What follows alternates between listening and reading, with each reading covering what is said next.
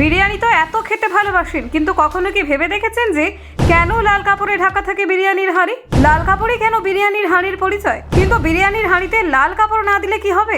বিরিয়ানির হাঁড়িতে লাল কাপড় জড়ানোর নেপথ্যে কোন কারণ লুকিয়ে আছে? আসল সত্যিটা জানলে অবাক হবেন আপনিও। শুধু সাজ নয়, বিরিয়ানির লাল কাপড়ের পেছনে লুকিয়ে রয়েছে এক রাজকীয় ইতিহাস। তাই এবার জেনে নিন কেন বিরিয়ানির হাঁড়িতে লাল কাপড় দেওয়া হয়। বিরিয়ানি এমন একটি খাবার যা বাঙালির রসনায় আলাদা জায়গা করে নিয়েছে।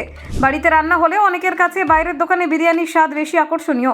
গন্ধ, পরিবেশন আর পরিবেশ সব মিলিয়ে যেন বাইরের বিরিয়ানি আলাদা হয়ে ওঠে।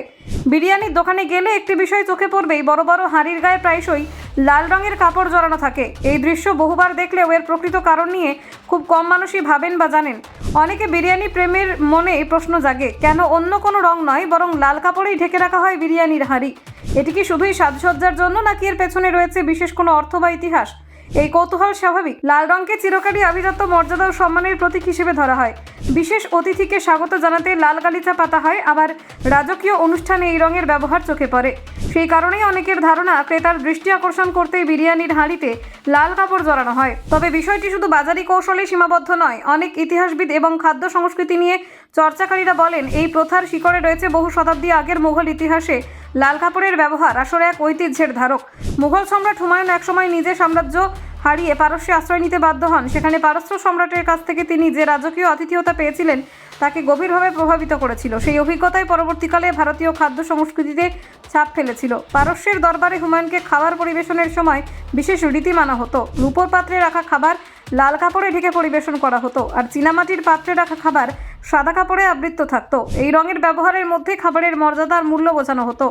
এই রাজকীয় পরিবেশন পদ্ধতি হুমায়ুনকে এতটাই মুগ্ধ করেছিল যে তিনি ভারতে ফিরে এসে মুঘল দরবারে এই প্রথা চালু করেন। ধীরে ধীরে এই রীতি মুঘল সাম্রাজ্যের রান্নাঘর এবং দরবারে জনপ্রিয় হয়ে ওঠে। পরবর্তী সময় লখনৌ শহরের নবাবরাও এই ঐতিহ্যকে আপন করে নেন। রাজকীয় খাবার পরিবেশনের সময় বিশেষ রঙের কাপড়ের ব্যবহারের মাধ্যমে খাবারের গুরুত্ব বোঝানো হতো। বিরিয়ানি যেহেতু ছিল বিশেষ ও দামি খাবার, তাই তার ক্ষেত্রে লাল কাপড়ের চল শুরু হয়। মূলত লাল কাপড় জড়ানো হাঁড়ি দেখেই বোঝানো হতো এর ভিতরে রয়েছে রাজকীয় বিশেষ কোনো পদ। সাধারণ খাবারের সঙ্গে এই ধরনের খাবারের পার্থক্য চোখে পড়ার মতো করে তুলে ধরাই ছিল এই রীতির উদ্দেশ্য। সময়ের সঙ্গে সঙ্গে রাজদরবার হারিয়ে গেলেও বিরিয়ানির সঙ্গে জড়িয়ে থাকা এই ঐতিহ্য টিকে গেছে। আজ আর কেউ রাজকীয় দরবারে খাবার পরিবেশন না করলেও দোকানের হাঁড়িতে লাল কাপড় সেই অতীতের স্মৃতি বহন করে। এখনও বিরিয়ানিকে অভিজাত এবং উৎসবের খাবার হিসেবে ধরা হয়। বিয়ে, অনুষ্ঠান বা বিশেষ উপলক্ষ মানেই বিরিয়ানি যেন অপরিহার্য, তাই এর পরিবেশনেও থাকে আলাদা গুরুত্ব। আজও রাস্তার ধারে কিংবা নামি রেস্তোরাঁয় লাল কাপড়ে মোড়া হাঁড়ি দেখলে অনেকেই দূর থেকে বুঝে যান ভিতরে নিশ্চয়ই রয়েছে সুস্বাদু বিরিয়ানি।